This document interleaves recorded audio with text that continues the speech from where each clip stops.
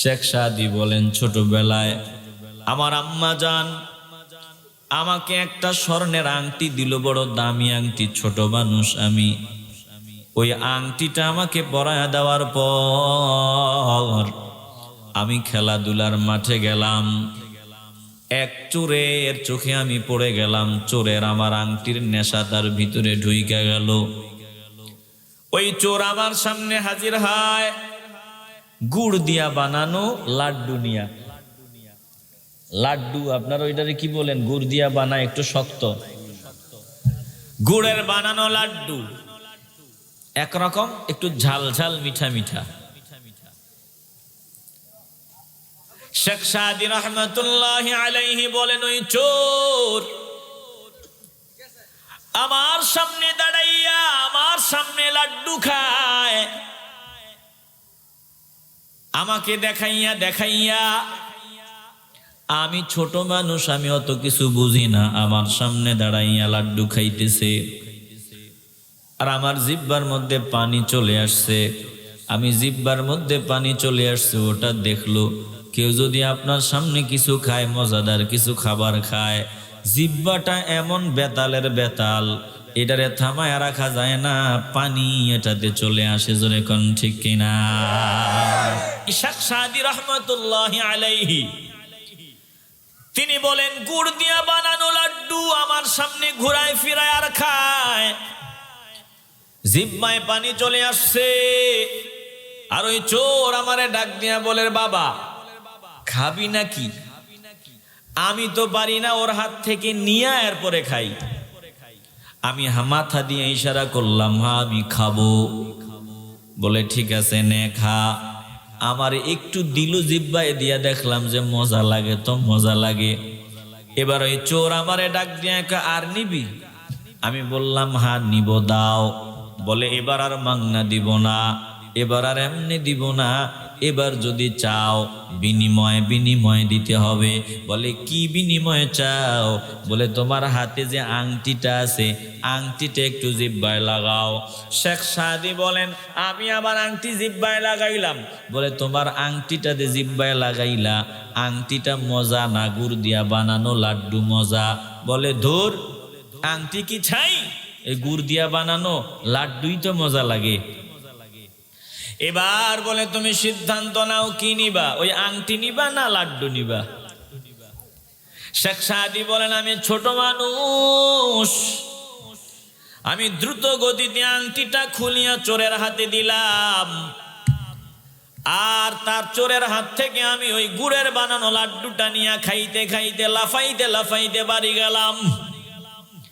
ও মুসলমান ইমানদার, আল্লাহর ওলি ডাক দিয়া বলেন, বাড়ি যাওয়ার পর আমার আম্মা জান বলে, কিরে লাড্ডু পাইলি কই?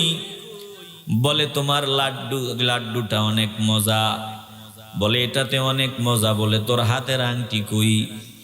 বলে আংটি দিয়ে দিছি, আংটির বিনিময়ে এটা নিয়ে আসছি। মা মেজাজ গরম। এরপরে যা করার তা উত্তমার মাধ্যম। এই দুনিয়া পরীক্ষার জায়গা। এখানে যতদিন থাকবো চলতেছে আমাদের পরীক্ষা। পরীক্ষার হলের নিয়ম হলো, ছাত্র যদি কলমের গোড়া কামড়ায়, ও যদি না লেখে, যারা পরীক্ষক তারা তাকে স্বাধীনতা দিয়ে দেবে। কারণ 3 ঘন্টা পর্যন্ত তার স্বাধীনতা। সে লিখুক না হয় বসে থাকুক, এটা তার ব্যাপার। আবার কোনো ছাত্র লিখবে, ওকেও ওর স্বাধীনতা দিবে, বলে ওর স্বাধীনতা আছে, ও লিখতে থাকুক।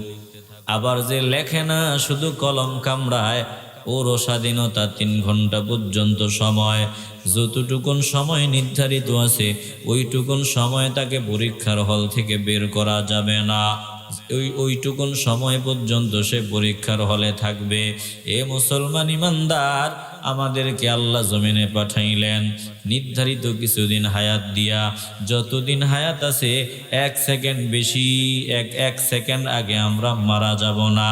আর যখন হায়াত ফুরায়া যাবে 1 সেকেন্ডও জমিনে থাকতে পারবো না।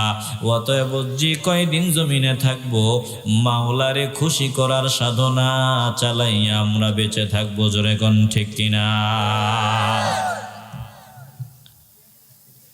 একজন মুমিন বান্দার মূল টার্গেট হবে আখিরাত।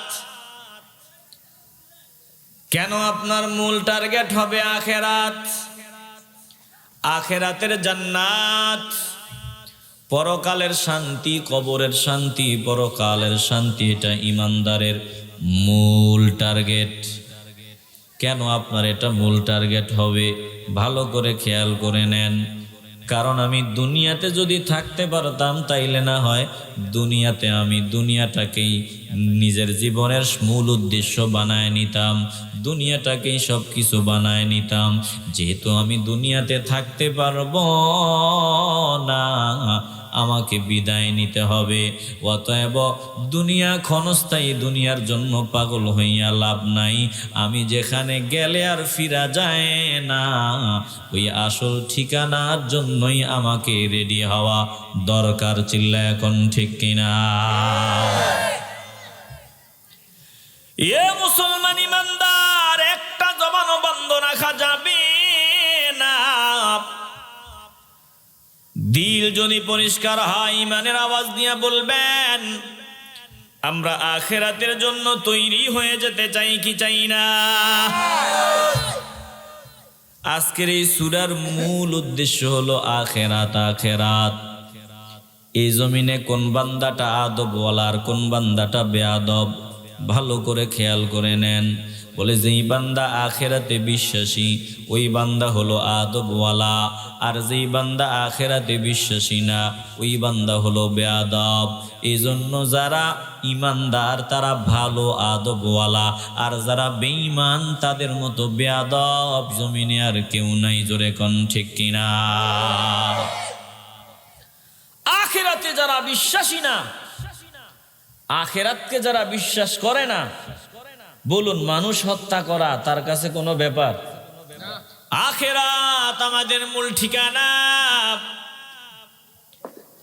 এই দুনিয়াটা ক্ষণস্থায়ী। যারা আখিরাতে বিশ্বাসী না তারা হলো চরম পর্যায়ের বেয়াদব। কেন তাদেরকে বেয়াদব বললাম? কারণ যেই বান্দা আখিরাতে বিশ্বাস করে না ওই বান্দার কাছে চুরি করা এটা 1-2 ব্যাপার। চুরি করার আগে সে একবারও ভাববে না।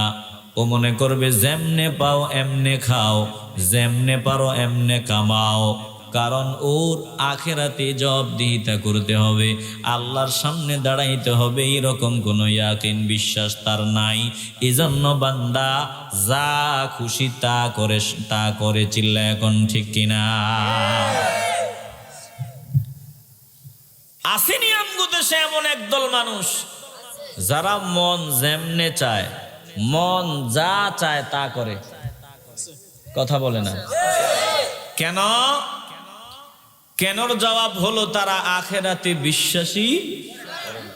যদি বিশ্বাসী হতো তাহলে মন যেমনে চায় এমনে চলতো না, জবান দিয়া গালি দিত না, মায়ের সামনে দাঁড়াইয়া মাকে গালি দিত না, বাবাকে গালি দিত না, সুদ খাইতো না, ঘুষ খাইতো না, ডাকাতি করতো না, চুরি করতো না,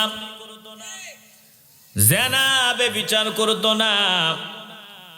এগুলো করে কেন? বলে বান্দা আখিরাতে অবিশ্বাসী, আখিরাতে বান্দা বিশ্বাস করে না, পরিপূর্ণ বিশ্বাস বান্দা করে না। যদি আখিরাতকে বান্দা পরিপূর্ণ বিশ্বাস করতো তাহলে বান্দা এ দুনিয়ার পাগল হইয়া আখিরাতকে নষ্ট করে দিত না। আর যারা আখিরাতের পাগল তারা দুনিয়ার পাগল না। তারা কেমনে আল্লাহকে পাওয়া যায়, কিভাবে নবীকে পাওয়া যায়, কোথায় গেলে আল্লাহকে পাওয়া যাবে, নবীকে পাওয়া যাবে, কোন কাজ করলে আল্লাহ খুশি হবে, নবী খুশি হবে, যারা আখিরাতে বিশ্বাসী ওই বান্দাগুলা খুঁজে খুঁজে তালাশ করে করে ওই কাজগুলাই করবে। এই যে আমার সামনে আপনারা বসা, এই মুহূর্তে আপনারাও চাইলে পারতেন দোকানে সময় কাটাই কাটাইতে, বাজারে সময় কাটাইতে, আপনারাও পারতেন ঘরে ঘুমাইয়া সময় কাটাইতে, কিন্তু চিন্তা করিয়া দেখলেন জান্নাতের বাগানে গেলে আল্লাহকে পাওয়া যাবে, নবীকে পাওয়া যাবে। জান্নাতের বাগানে ফকিরের মতো বসলে আল্লাহ খুশি হবে, নবী খুশি হবে। এজন্যই আপনারা ফকিরের মতো জান্নাতের বাগানে আইসা বসিয়া রইলেন। এ মুসলমান ইমানদার, এইরকম কিছু পাগলা যুগে যুগে থাকবে, যারা যেই কাজ করলে আল্লাহ খুশি হয়, নবী খুশি হয়, ওই কাজ তারা করবে। একটা জবানও বন্ধ রাখবেন না, ইমানের আওয়াজ দিয়া বলবেন, আমরা যেই কাজে মাওলা খুশি হয়, যেই কাজে নবী খুশি হয়, আমরা খুঁজে খুঁজে ওই কাজগুলো করতে চাই কি চাই না? চুরি করার জন্য, ডাকাতি করার জন্য, সন্ত্রাসী করার জন্য, বেয়াদবি করার জন্য আল্লাহ জমিনে পাঠান নাই। জমিনে আল্লাহ পাঠিয়েছেন অল্প কিছুদিনের হায়াত দিয়া নেক আমল করার জন্য, ভালো আমল করার জন্য। এখন আমরা কেমন হয়ে গেলাম? শেখ সাদি রহমতুল্লাহি আলাইহি আল্লাহর ওলি ডাক দিয়া বলে, দুনিয়ার মানুষ শুনিয়া লাও, এই ঘটনাটা ভালো করে শুনবেন। আল্লাহর ওলিদের ঘটনাগুলো থেকে শিক্ষণীয় অনেক কিছু আমাদের জন্য আছে না নাই? শেখ সাদি বলেন, ছোটবেলায় আমার আম্মা জান আমাকে একটা স্বর্ণের আংটি দিল, বড় দামি আংটি। ছোট মানুষ আমি, ওই আংটিটা আমাকে পরায়া দেওয়ার পর আমি খেলাধুলার মাঠে গেলাম, এক চোরের চোখে আমি পড়ে গেলাম। চোরের আমার আংটির নেশা তার ভিতরে ঢুইকা গেল।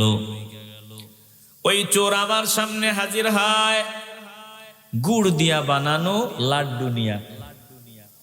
লাড্ডু আপনার ওইটারে কি বলেন? গুড় দিয়া বানায়, একটু শক্ত, গুড়ের বানানো লাড্ডু, একরকম একটু ঝাল ঝাল মিঠা মিঠা। শেখ সাদি রহমতুল্লাহি আলাইহি বলেন, ওই চোর আমার সামনে দাঁড়াইয়া আমার সামনে লাড্ডু খায়, আমাকে দেখাইয়া দেখাইয়া, আমি ছোট মানুষ, আমি অত কিছু বুঝি না, আমার সামনে দাঁড়াইয়া লাড্ডু খাইতেছে। আর আমার জিহ্বার মধ্যে পানি চলে আসছে, আমি জিহ্বার মধ্যে পানি চলে আসছে, ওটা দেখলো। কেউ যদি আপনার সামনে কিছু খায়, মজাদার কিছু খাবার খায়, জিহ্বাটা এমন বেতালের বেতাল, এটারে থামায় রাখা যায় না, পানি এটাতে চলে আসে। জোরে কোন ঠিক কিনা? জিহ্বা কথা শোনে না। আর খাবার সামনে আনা দূরের কথা, ভালো ভালো খাবারের কথা শুনলে এটা সিগন্যাল দেওয়া শুরু করে, দে আমারে দে, সহ্য হয় না। কথা কোন ঠিক কিনা? এটা কথা শুনে না, এটা আপনার কথা মতো চলে না। এই জিহ্বাটা একজনের কথা মতো চলে। সামনে যদি কেউ মজাদার কিছু খায়, লুকায়া লুকায়া জিহ্বার পানিগুলো ভিতরে ঢুকায়। জিহ্বা আমার কথা শোনে না, আমার কথা মতো চলে না। একটু কলজা থেকে বলেন তো, জিহ্বা কার কথা শোনে? আল্লাহ। আস্তে বলবেন না, জোরে বলেন। আল্লাহ। আল্লাহ কিছুর স্বাধীনতা আমাদের দেন নাই। না দিছেন হাতের স্বাধীনতা, না চোখের, না নাকের, না জিহ্বার, না কানের, না পায়ের, না পেটের, কোনো কিছুর স্বাধীনতা আমাদেরকে দেন নাই। দিছেন শুধু ইচ্ছার স্বাধীনতা। কথা কয় না? এ দাড়ি লম্বা হয়, চুল বড় হয়, নখ বড় হয়, এগুলো আমগো কথা শোনেন, এগুলোর কাজ মতো চলতেছে। বালাবুরা খাইছে, রওনা দিছে, গাড়িতে উঠছে, বাসে উঠছে, আইরে পুরা প্রেসার ক্রিয়েট। একে তো প্রস্রাবের চাপ, আবার পায়খানার চাপ। গাড়িওয়ালারে গিয়া ফাও ধরে, ভাই অনুরোধ করি একটা বাথরুম বালা জায়গা দেখে আমার একটু থামায়া দে, আমার আর সহ্য হয় না। কথা কন না? এই ভিতরের মেশিন এডি কার কথা শোনে? আল্লাহ। সবই মাওলার কথা শোনে, তুমি কার কথা শোনো? আল্লাহ। ভিতরের নফসকে আল্লাহ স্বাধীনতা দিয়েছেন। এজন্য মানুষ আজ গাদ্দারির খাতায় নাম লেখায়। মুসলমান কতদিন গাদ্দারি করবা, কত বড় গাদ্দার হইবা? নজর কি দিয়া দেখো না, ফেরাউন ছিল বড় গাদ্দার। আল্লাহ দুনিয়াবাসীকে শিক্ষা দেওয়ার জন্য ফেরাউনের লাশটাকে শত শত বছর পানির তলায় রাখলেন। আল্লাহ তার লাশটাকে পানির জানোয়ারদেরকে, পানির মাছদেরকে, পানিরতে যত প্রাণী থাকে পানির মধ্যে, সমুদ্রের মধ্যে, ওই ফেরাউনের লাশটাকে যাতে কেউ না খায় নিষেধ করিয়া দিলেন। ফেরাউনের লাশটারে কেউ খাইল না। পানিরে নিষেধ করলেন যে ফেরাউনের লাশটারে নষ্ট হতে দিবি না। শত শত বছর চলে গেল, ফেরাউনের লাশটা এখনো সংরক্ষিত আছে। আল্লাহ দেখায় দেয়, দেখ যারা গাদ্দারি করবি, যারা বেয়াদবি করবি, ফেরাউনের দিকে নজর দে আর তোরা শিক্ষা নে যে ফেরাউন যেহেতু বাঁচতে পারে নাই, যারা ফেরাউনের ভূমিকায় যুগে যুগে অবতীর্ণ হবে, ফেরাউনের ভূমিকায় যারা যুগে যুগে অবতীর্ণ হবে, এই সবগুলারে আমার আল্লাহ এক সময় না এক সময় সাইজ করবেনই করবেন। জোরে কোন ঠিক কিনা? এজন্য মুসলমান ইমানদার অনুরোধ করে বলিয়া যায়, আখিরাতকে মূল ঠিকানা বানাও, দুনিয়ার পাগল হইয়া লাভ নাই। শেখ সাদী রহমতুল্লাহি আলাইহি তিনি বলেন, গুড় দিয়া বানানো লাড্ডু আমার সামনে ঘুরায় ফিরায় আর খায়, জিহ্বায় পানি চলে আসছে। আর ওই চোর আমারে ডাক দিয়া বলে, বাবা খাবি নাকি? আমি তো পারি না ওর হাত থেকে নিয়ে এরপরে খাই। আমি মাথা দিয়ে ইশারা করলাম, হ্যাঁ আমি খাবো। বলে ঠিক আছে নে খা। আমার একটু দিল জিহ্বায় দিয়া, দেখলাম যে মজা লাগে, তো মজা লাগে। এবার ওই চোর আমারে ডাক দিয়া, আর নিবি? আমি বললাম হ্যাঁ নিব, দাও। বলে এবার আর মাংনা দিব না, এবার আর এমনি দিব না, এবার যদি চাও বিনিময় দিতে হবে। বলে কি বিনিময়ে চাও? বলে তোমার হাতে যে আংটিটা আছে, আংটিটা একটু জিহ্বায় লাগাও। শেখ সাদী বলেন, আমি আবার আংটি জিহ্বায় লাগাইলাম। বলে তোমার আংটিটা যে জিহ্বায় লাগাইলা, আংটিটা মজা না গুড় দিয়া বানানো লাড্ডু মজা? বলে ধুর, আংটি কি ছাই? এই গুড় দিয়া বানানো লাড্ডুই তো মজা লাগে। এবার বলে তুমি সিদ্ধান্ত নাও, কি নিবা? ওই আংটি নিবা না লাড্ডু নিবা? শেখ সাদী বলেন, আমি ছোট মানুষ, আমি দ্রুত গতিতে আংটিটা খুলিয়া চোরের হাতে দিলাম, আর তার চোরের হাত থেকে আমি ওই গুড়ের বানানো লাড্ডুটা নিয়ে খাইতে খাইতে লাফাইতে লাফাইতে বাড়ি গেলাম। ও মুসলমান ইমানদার, আল্লাহর ওলি ডাক দিয়া বলেন, বাড়ি যাওয়ার পর আমার আম্মা জান বলে, কিরে লাড্ডু পাইলি কই? বলে তোমার লাড্ডুটা অনেক মজা। বলে এটাতে অনেক মজা। বলে তোর হাতের আংটি কই? বলে আংটি দিয়ে দিছি, আংটির বিনিময়ে এটা নিয়ে আসছি। মা মেজাজ গরম। এরপরে যা করার তা উত্তমার মাধ্যম। ছোটবেলার ঘটনা আল্লাহর ওলি আম করে শোনায়, ও দুনিয়ার মানুষ গো, শুনিয়া লাও, শুনিয়া লাও। আমি যেমন সামান্য গুড়ের লাড্ডুর পাগল হইয়া আংটিটা খুলে দিয়া বাড়ি গেলাম আর মায়ের হাতের ধুলাই খাইলাম, অনুরূপ ভাবে আল্লাহ জমিনে পাঠাইছেন। জমিনে আল্লাহ পাঠাইছেন আমাদেরকে কাজ করার জন্য। আমি আংটির মূল্য বুঝি নাই, এটা যে অনেক দামি জিনিস এটা আমি বুঝি নাই। আল্লাহ তোমাদের ইমানের মতো দামি নিয়ামত দিলেন, ইমানের মতো দামি দৌলত দিলেন, তোমাদেরকে উম্মতে মুহাম্মদী বানাইয়া জমিনে পাঠাইলেন, মুসলমানিত্বের কাবার পড়াইয়া জমিনে পাঠাইলেন। এটার মূল্যায়ন যদি তোমরা না করো, যদি ইমানটা নষ্ট করিয়া দুনিয়ার পিছনে পাগল হইয়া আল্লাহর সামনে গিয়া দণ্ডায়মান হও, জাহান্নাম ছাড়া কোনো উপায় থাকবে না। এই জন্য ইমানকে মূল্যায়ন করো। করো, উম্মতে মুহাম্মদী হইছ, এটার শুকরিয়া আদায় করো। মুসলমানের ঘরে জমিনে আসছো, এটার শুকরিয়া আদায় করো। এ মুসলমান ইমানদার, শুকরিয়া আদায় হবে কেমনে? বলে মাওলার গোলামির মাধ্যমে শুকরিয়া আদায় হবে। একটা জবানও বন্ধ রাখা যাবে না, দিল পরিষ্কার করে ইমানের আওয়াজ নিয়ে বলবেন, আমরা আখিরাতকে মূল টার্গেট বানাইয়া চলতে চাই কি চাই না? আরে আংটিটা দিয়ে এরকম কত শত শত লাড্ডু খাওয়া যাইতো, কত হাজার হাজার লাড্ডু খাওয়া যাইতো। আমার ইমানটা যদি মজবুত থাকে, আমার কত রকমের কত আইটেমের খাবার আমার জন্য রেডি আছে, যে খাবারের স্বাদ কখনো ফুরাবে না। দুনিয়াতে তো যৌবন ফুরায়, জান্নাতি যদি হতে পারি যৌবন ফুরাবে না। দুনিয়াতে দুঃখ কষ্ট জ্বালা যন্ত্রণা, জান্নাতে কোনো দুঃখ কষ্ট আমাদেরকে স্পর্শ করবে না। মুসলমান ইমানদার, একটা জবানও বন্ধ রাখবেন না। দিলটা যদি এবার পরিষ্কার হয়, ইমানের আওয়াজ দিয়ে বলবেন, আমরা আখিরাতকে মূল টার্গেট বানাইয়া চলতে চাই কি চাই না? এই দুনিয়া থাকবে না, দুনিয়া ধ্বংস হয়ে যাবে। আল্লাহ বলেন, ইযা যুলজিলাতিল আরদু জিলজালাহা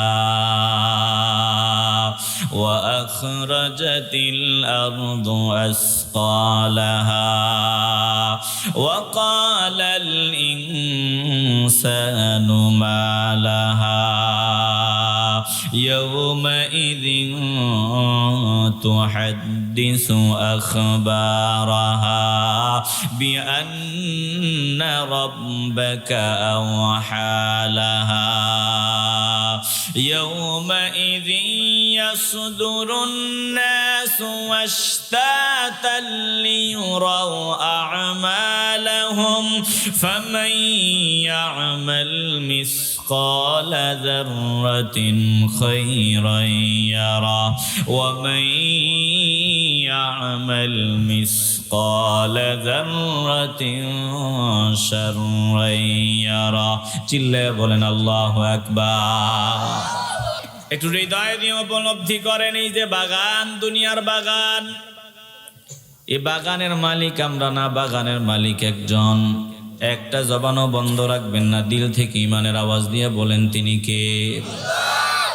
আমাদের মূল টার্গেট আখেরাত, এটা মাথায় রাখবেন। সূরার মূল আলোচ্য বিষয় হলো আখেরাত, আখেরাতের জিন্দেগি। আল্লাহ তাআলা বলেন, ইযা যুলজিলাতিল আরদু জিলজালাহা, যখন এই জমিন ভীষণভাবে প্রকম্পিত হবে। জিলজালাহা, পরে আবার প্রকম্পনের কথা আল্লাহ বললেন। আল্লাহ বলেন, যখন ভীষণভাবে এই জমিন নিষ্কম্পনে প্রকম্পিত হবে। বর্তমানে আমাদের দেশে ভূমিকম্প হয়, ভূমিকম্প ছোট পরিসরে হয়। ওই যে তাকায় দেখেন, তুরস্কে ভূমিকম্প হয়েছে, হাজার হাজার মানুষ মুহূর্তের মধ্যে রাস্তার ফকির হয়ে গেছে। জোরে কোন ঠিক কিনা? মুহূর্তের মধ্যে ফকির হয়ে গেছে সব, কোটিপতি, ভিক্ষার থালা হাতে। এই যে বহুতল ভবনগুলো, আল্লাহ যদি মাটির একটু নাড়াচাড়া করার নির্দেশ দেন, মুহূর্তের মধ্যে সব মাটিতে মিশে যাবে, দেরি হবে না। কথা কোন ঠিক কিনা? তো এখন তো মাঝে মধ্যে আল্লাহ কিছু নমুনা দেখায়।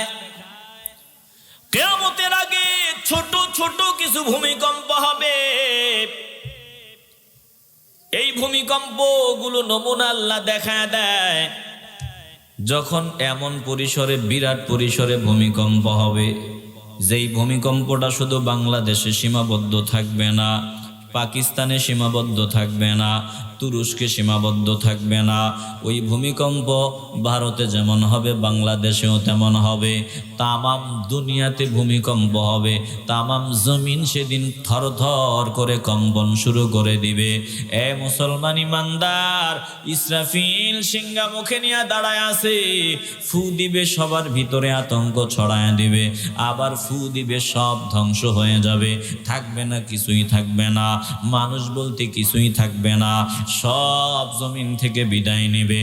এরপরে চূড়ান্ত পর্যায়ে যখন ফু দিবে, আবার আমার আল্লাহ এই যে মরা মানুষগুলারে জিন্দা করার জন্য, হাসরের ময়দানে বিচার করার জন্য, হিসাব নিকাশ বুঝাইয়া দেওয়ার জন্য আল্লাহ তাআলা সব মানুষকে আবার আল্লাহর সামনে হাজির করবে।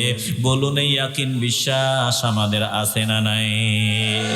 আসতে বলবেন না, জোরে বলেন আছে না নাই?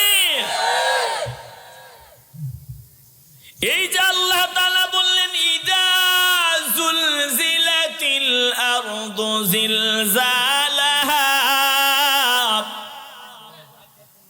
যখন জমিন ভীষণ ভাবে প্রকম্পিত হবে। এটা কোন প্রকম্পন? পরের আয়াত পড়লে এটা পরিষ্কার হয়, পরের আয়াতটা পড়লেই পরিষ্কার হয়ে যায়। ওয়া আখরাজাতিল আরদু আসকালাহা, পড়েন একটু যারা পারেন। ওয়া আখরাজাতিল আরদু আসকালাহা, জমিন কম্পন দেওয়ার পর ওই জমিনের ভেতর থেকে আমার আল্লাহ যত বোঝা ছিল সব কিছু বের করে দিবেন। জমিনের ভেতর থেকে সব বের হয়ে যাবে।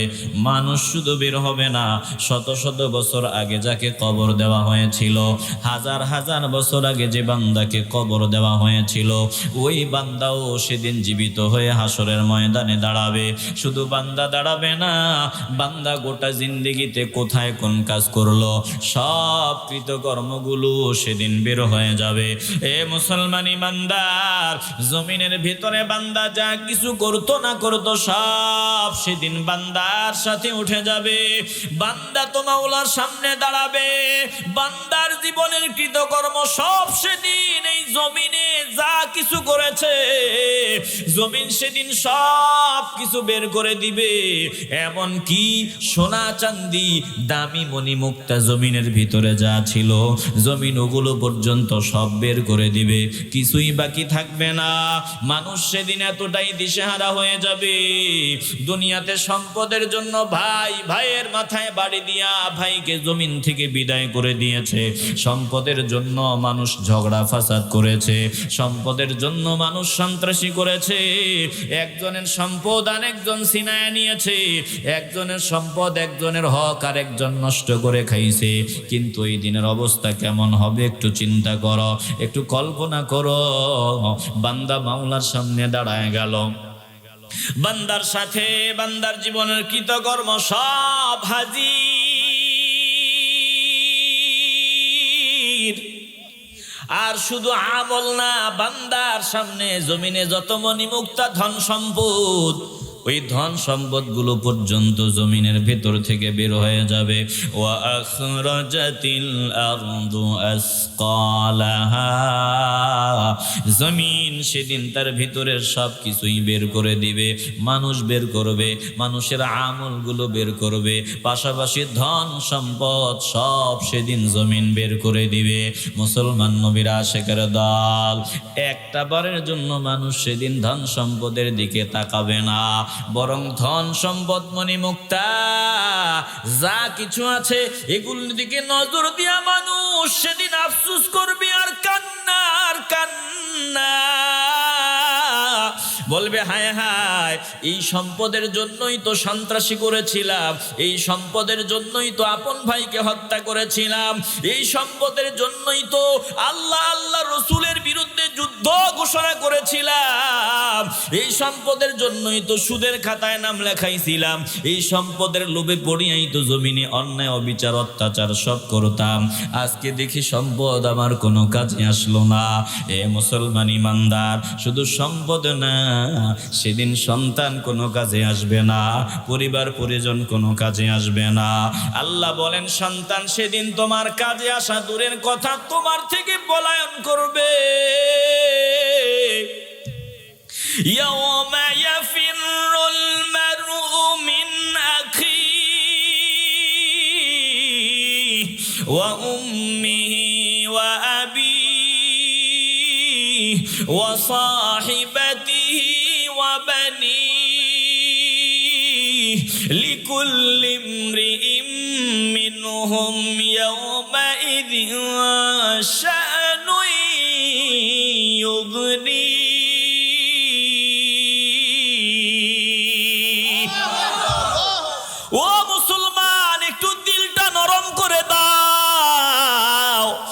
আল্লাহ বলেন ইয়াউমা ইয়াফিরুল মারউ মিন আখি, সেদিন তোমার ভাই তোমার থেকে পালাবে। কারণ ভাই চিন্তা করবে ভাই আবার আমার কাছে আমল চায় নাকি, আমার কাছে আমল চায় নাকি। ভাই একটা আমলের জন্য মুসিবতে পড়ে গেছে, মিজানের পাল্লাটা হালকা হয়ে গেছে, নেকের পাল্লাটা হালকা হয়ে গেছে, একটু আমলের দরকার। ভাই ভাইয়ের কাছে যাবে, ভাই ভাই থেকে সেদিন পলায়ন করবে। ওয়া উম্মিহি ওয়া আবি, সন্তান পলায়ন করবে, মা থেকে সন্তান পালাবে।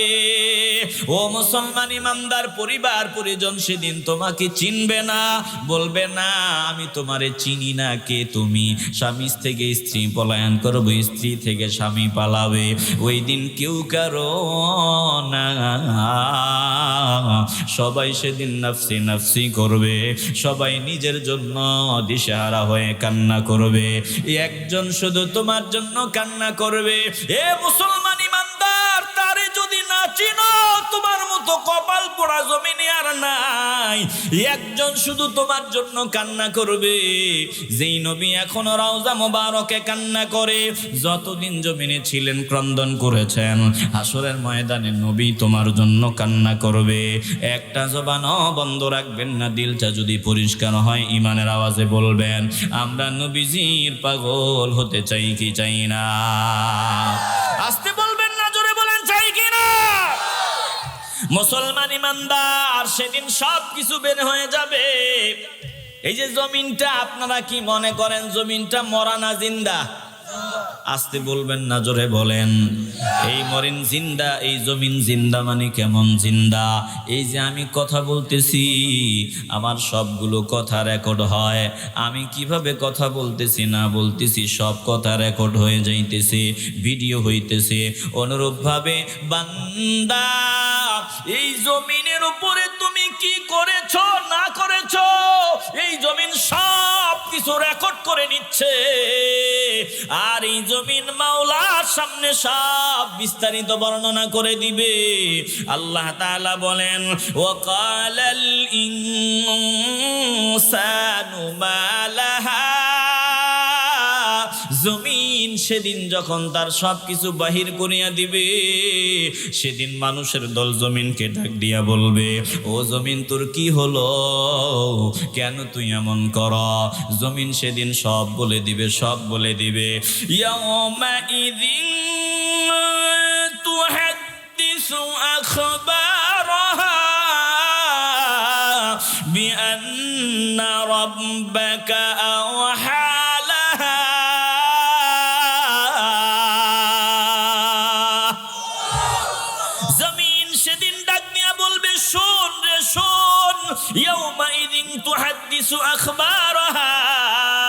মানুষ যখন বলবে ওয়াকালাল ইনসানু মা লাহা, জমিন তোর কি হলো, কেন তুই এমন করো? আমাদের সব কিছুই তোর ভিতরে দেখা যায়। এক্সরে করার পর, আলট্রা করার পর ভিতরে কি আছে যেমন ধরা পড়ে যায়, অনুরূপভাবে গোটা জিন্দেগিতে তোর উপর চলাফেরা করলাম, যা করলাম না করলাম সব আজকে তোর ভিতর থেকে বের করে দিলি। ও জমিন কেন তুই এমন কর?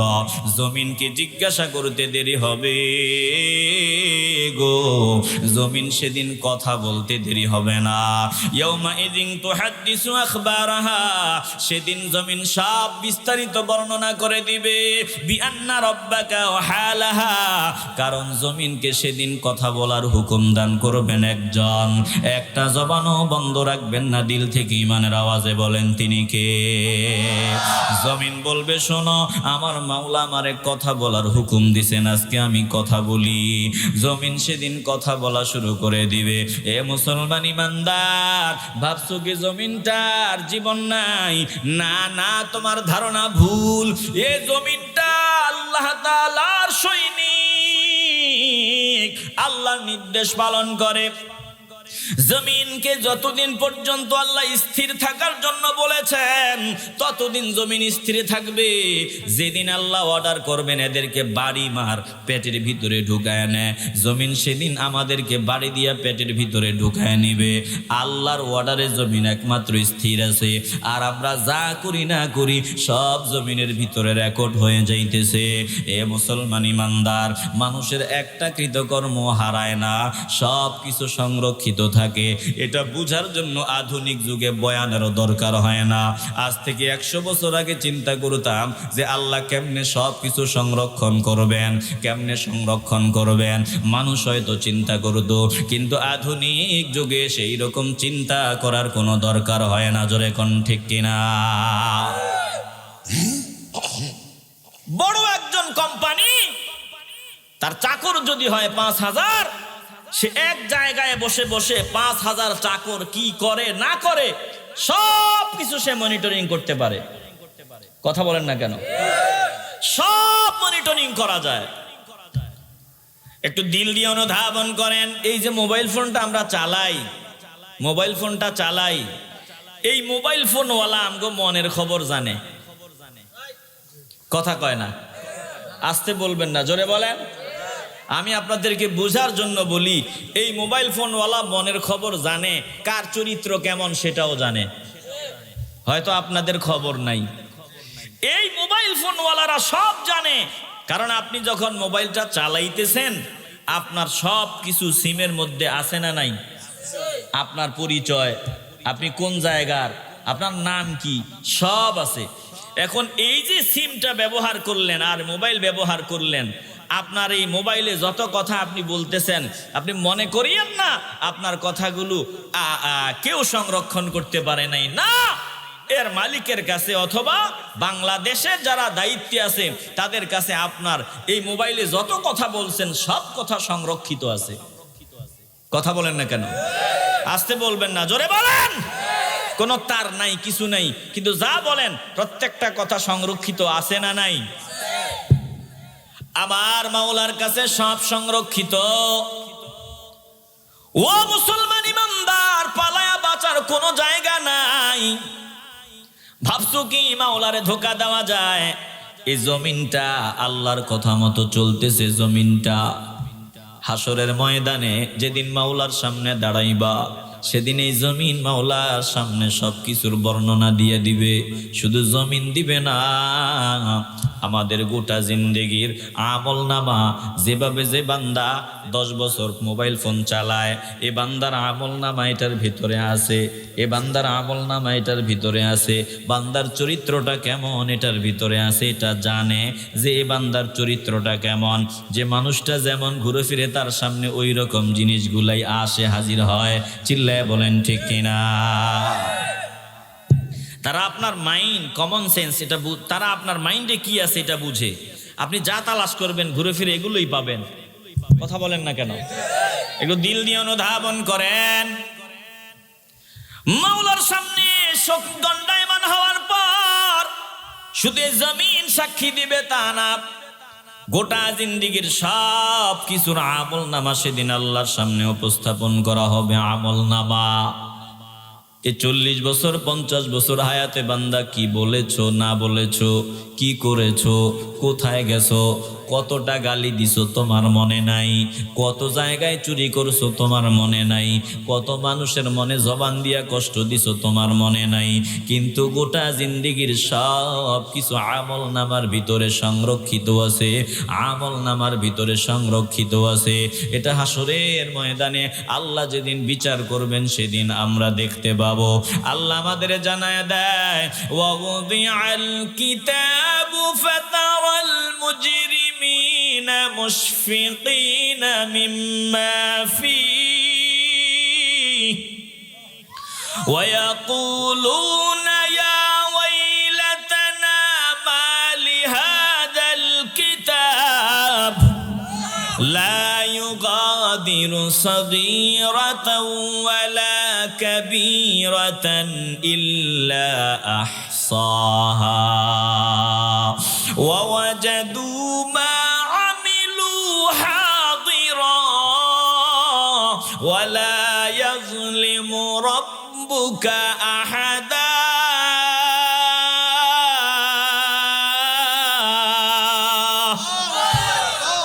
ও বান্দা বান্দির দল, ভালো করে দিল দিয়ে অনুধাবন করে নাও। আল্লাহ বলেন ওয়াউদিআল কিতাব, হাসরের ময়দানে যখন আমলনামা সামনে আনা হবে, আমলনামা সামনে আনা হবে, বোঝার জন্য বলছি, ভালো করে খেয়াল করবেন। বলেন একজন মানুষ দোষী এটা প্রমাণিত হওয়ার জন্য কয়জন সাক্ষীর দরকার? একজন মানুষ দোষী এটা প্রমাণ হওয়ার জন্য কয়জন সাক্ষীর দরকার?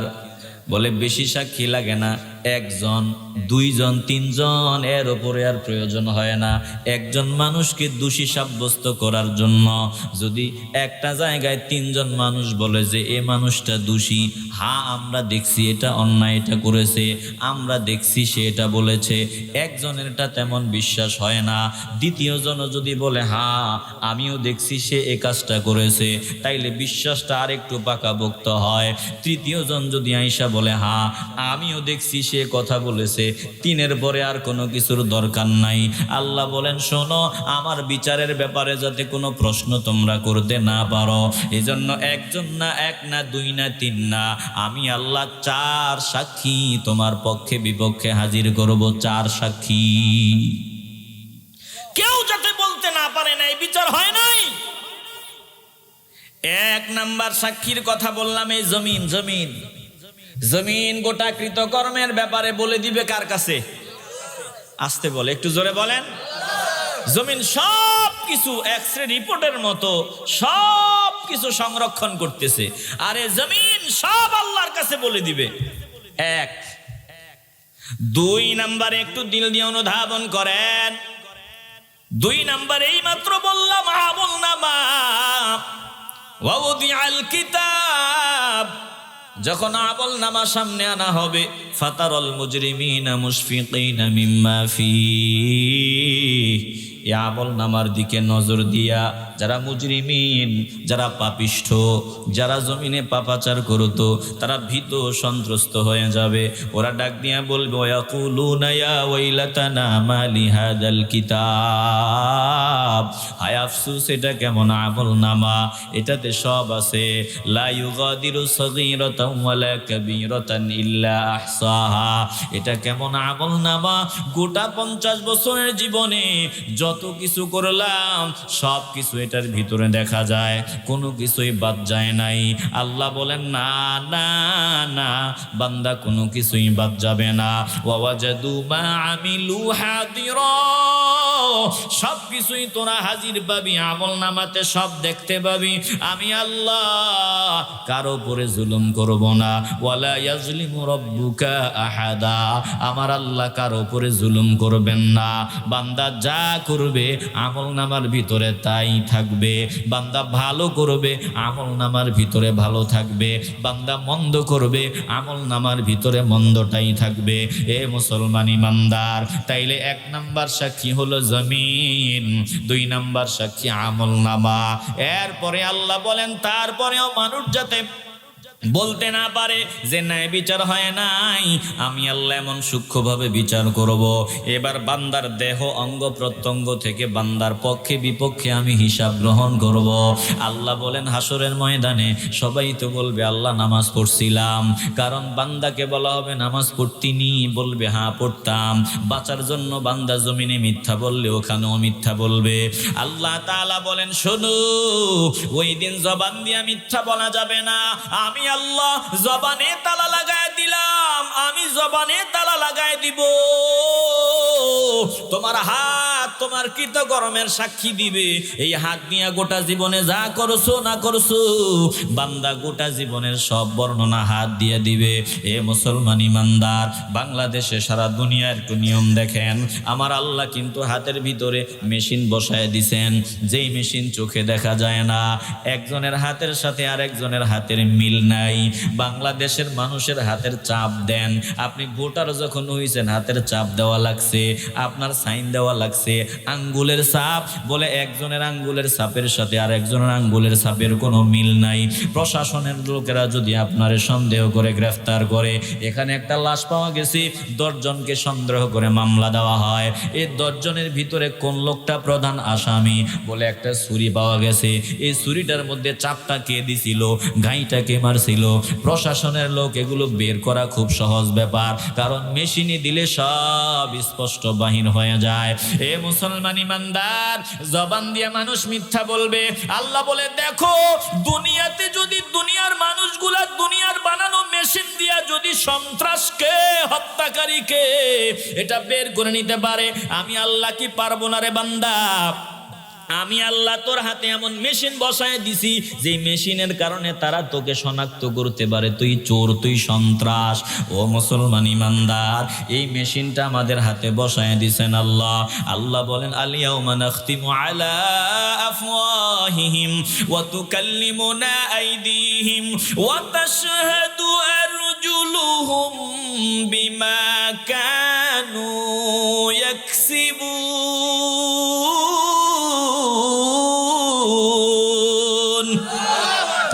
ও বান্দা, 3 নাম্বার সাক্ষী, 1 নাম্বার সাক্ষী জমিন, দ্বিতীয় সাক্ষী বললাম আমলনামা, তৃতীয় সাক্ষী আল্লাহ বলেন আল-ইয়াউমা নাখতিমু আলা আফওয়াহিহিম, আমি তোমার জবানে তালা লাগায় দিলাম রে বান্দা, জবানে তালা লাগায় দিব। এখন আর জবান দিয়া সত্য মিথ্যা বলা যাবে না। ওয়া তুকাল্লিমুনা আইদিহিম, এই হাত মাওলার সাথে সেদিন কথা বলবে। এই হাত দিয়া জীবনে যা করেছি না করেছি, এই হাত দিয়া যা করলাম, যত ভালো কাজ করলাম, হাত সেদিন মাওলার সামনে সব বলে দিবে। এই হাত ডাক দিয়া বলবে মালিক, এই হাত দিয়ে আপনার বান্দা ইয়াতিমের মাথায় হাত বুলাইয়া সান্ত্বনা দিয়েছে। ও মাওলা, এই হাত দিয়ে আপনার বান্দা জমিনে অনেক দান করেছে। এই হাত দিয়ে আপনার বান্দা অসহায়দের পিঠে হাত বুলাইয়া দিছে। ও আল্লাহ, এই হাত, আমি হাত কথা বলতেছি, আমারে দিয়া আঙ্গুল দিয়া ধইরা ধইরা তোমার কালাম তেলাওয়াত করছে। ও আল্লাহ, এই হাত তুলে তোমার কাছে প্রার্থনা করছে। আয় আল্লাহ, আমি হাত আজকে বান্দার পক্ষে সাক্ষ্য দিলাম, বান্দা ভালো, এই বান্দার ব্যাপারে আমার সাক্ষ্য গ্রহণ করে নাও। আর হাত দিয়া যদি বাজে কাজ করে, অন্যায় বিচার করে, ওগুলো হাত মাওলার সামনে সব বলে দিবে। এ মুসলমান ইমানদার, সেদিন লুকাবার কিছুই থাকবে না। এই যে মোবাইল ফোন আমরা পাসওয়ার্ড ব্যবহার করি, পাসওয়ার্ড এমন কঠিন পাসওয়ার্ড লাগায় অনেক মানুষ, অনেকে দেখবেন এমন কঠিন পাসওয়ার্ড দেয় যাতে ঘরের বিবিও মোবাইলের ভিতরে কি আছে খুঁজে না পায়। কথা কন না কেন? আবার ল্যাপটপের বিভিন্ন জিনিসের হার্ড ডিস্ক আছে না নাই? হার্ড ডিস্ক, ওটার ভিতরে যা আছে সব কিছু বের করে দিবেন। আমাদের হার্ড ডিস্কে আল্লাহ সেদিনে হার্ড ডিস্কটা দিলে বান্দার যা ছিল, বান্দা গোপনে যা করেছে সব সেদিন আল্লাহ ওপেন করে দিবেন, কিচ্ছু বাকি থাকবে না। এই জন্য বুজুর্গানে দিন আল্লাহর প্রিয় বান্দারা এই আয়াত তেলাওয়াত করতেন আর কান্না করতেন। আল্লাহ, আপনি তো বলছেন ইয়াউমা তুবলাস সারাইর, ইয়াউমা তুবলাস সারাইর। আয় আল্লাহ, আপনি বলছেন সেদিন গোপনীয় বিষয়গুলো সব প্রকাশ করে দিবেন। ও মালিক, আমি জীবনে যা গুনাহ করলাম, যা অন্যায় অবিচার করলাম, আপনি যদি আমার গোপন বিষয়গুলো প্রকাশ করে দেন, আমার কোনো উপায় থাকবে না। আয় আল্লাহ, আপনি সেদিন আমারে শরম দিয়েন না, লজ্জা দিয়েন না। আয় আল্লাহ, আমার গোপনীয় বিষয়গুলো প্রকাশ করে দিয়েন না। ইয়াউমা তুবলাস সারাইর, সেদিন গোপনীয় বিষয়গুলো প্রকাশ হয়ে যাবে। এ মুসলমান ইমানদার, একটা জবানও বন্ধ রাখবেন না। বলেন, আমরা যত কাজ করেছি গোপনে গোপনে, যদি সেদিন মাওলা সবার সামনে সেগুলো ওপেন করে দেয়, বলেন বাঁচার কোনো রাস্তা কি আছে? আসতে বলবেন না, বাঁচার কোনো রাস্তা আছে?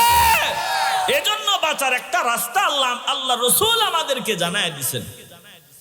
আল্লাহ নবী বলেছেন, শোনো, তুমি যদি তোমার মুসলমান ভাইয়ের কোনো দোষ গোপন রাখো, তুমি যদি তোমার মুসলমান ভাইয়ের একটা দোষ গোপন রেখে দাও, তার শরম না দাও, হাসরের ময়দানে আমার আল্লাহ তোমার দোষটা গোপন রেখে তোমাকে জান্নাতে প্রবেশ করায় দিবে।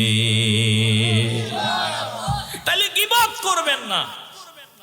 মানুষের কোনো দোষ যদি দেখেন, দোষ যেটা তার ব্যক্তিগত পার্সোনাল, আবার এমন দোষ না যে ইসলামের ক্ষতি করার ষড়যন্ত্র করতেছে, আপনি ওটা গোপন রাখবেন না, ওটা প্রচার করবেন। আবার কেউ একজনকে মেরে ফেলার ষড়যন্ত্র করেছে, আপনি শুনেছেন, ওটা বলে দিবেন যে তোরা মারার ষড়যন্ত্র হইছে, এই রাস্তায় যাইস না, এইরকম সতর্ক করে দিবেন। কোন দোষ আপনি প্রকাশ করবেন না। বান্দা একটা গুনাহের কাজ করেছে, এটা পার্সোনাল গুনাহ, তার ব্যক্তিগত গুনাহ, চুপে চুপে করেছে, বান্দাকে পারলে বুঝান, মায়া দিয়া, ভালোবাসা দিয়া, বান্দাকে শরম দিয়েন না মানুষের সামনে। এই বান্দার দোষটা যদি গোপন রাখা যায়, হাসরের ময়দানে আল্লাহ আমাদের দোষ গোপন রেখে আমাদেরকে জান্নাতে ঢুকায় দিবে। এই আলোচনা একটু দিলটা নরম যদি হয়, একটা জবান বন্ধ রাখবেন না। বলেন আমরা গীবত থেকে বেঁচে থাকতে চাই কি চাই না? ও মুসলমান গো, সেদিন গোপন বিষয় প্রকাশ হয়ে যাবে,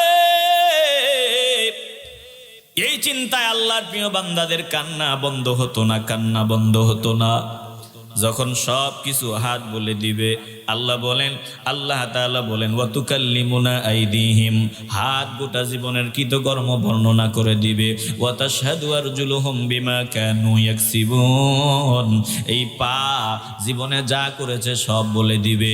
পা হাঁটিয়া কোথায় গেছে বলে দিবে। পা ডাক দিয়া বলবে মাওলা, তোমার বান্দই কালীপুর পশ্চিম পাড়া জান্নাতের বাগানে আমি পায়ের দ্বারা হাঁটিয়া গিয়েছে, সাক্ষী গ্রহণ করে নাও। আবার গুনাহের কাজে গেলে পা বর্ণনা করে দিবে, যখন অঙ্গ প্রত্যঙ্গ চক্ষু সব বর্ণনা করে দিবে, কান দিয়া বান্দা কি শুনতো সব বর্ণনা করে দিবে। এবার বান্দার জবানটা খুলে দেওয়ার পর বান্দা নিজের অঙ্গ প্রত্যঙ্গ গুলারে ধমক দিয়া বলবে লিমা শাহিদতুম আলাইনা, আহারে কি করলি, কেন আমার বিরুদ্ধে, নিজের বিরুদ্ধে সাক্ষী দিয়া দিলে। তখন অঙ্গ প্রত্যঙ্গ গুলো ডাক দিয়া বলবে শুনিয়া লাও, কলু আনতাকানাল্লাহ আল্লাযী আনতাকা কুল্লা শাই, সবগুলো ডাক দিয়া বলবে আল্লাহ আমাদেরকে আজকে কথা বলার শক্তি দিয়েছেন, যদি জমিনে কথা বলতে পারতাম তোরে আমরা জোর করে হরিও ফিরাইয়া রাখতাম, কিন্তু আল্লাহ কথা বলার শক্তি দেন নাই, আজকে কথা বলার শক্তি দিয়েছেন, এজন্য আজকে কথা বলতেছি। শুধু আমাদেরকে না, আল্লাহ সব কিছুকে কথা বলার শক্তি দিছেন। এ মুসলমান ইমানদার, 3 নাম্বার সাক্ষী দেখেন আল্লাহ কিভাবে গ্রহণ করবেন। এরপরেও কোনো বান্দা দাবি করার সুযোগ, এমন দাবি করতে পারে নাই, বিচার হয় নাই, আল্লাহ বলেন ফেরেশতারা সামনে দাঁড়ায় যাবে। ফেরেশতারা, যেই ফেরেশতারা সব কিছু সংরক্ষণ করতো, ইন্না আলাইকুম লাহাফিজিন কিরামান কাতিবিনা ইয়ালামুনা মা তাফআলুন,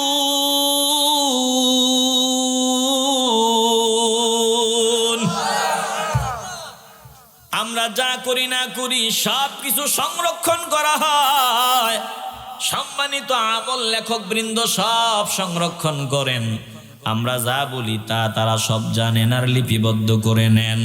তাইলে 4 ধরনের সাক্ষী। 1 নম্বরে জমিন আমাদের পক্ষে বিপক্ষে সাক্ষী দিবে। তাইলে গুনাহ যদি করতে হয় জমিন থেকে দূরে কোথাও গিয়া গুনাহ করো, যেখানে জমিন নাই, ভালো করে খেয়াল করবেন। 2 নাম্বার আমাদের আমল নামার ভিতরে সব কিছুই সংরক্ষণ হয়। অতএব যদি এমন পাওয়ার থাকে যে আমল নামা যাতে প্রকাশ না পায়, ওটা জোর করে ঘুষ দিয়া বন্ধ করায় দিবা, তাইলে গুনাহের কাজ করা যায়।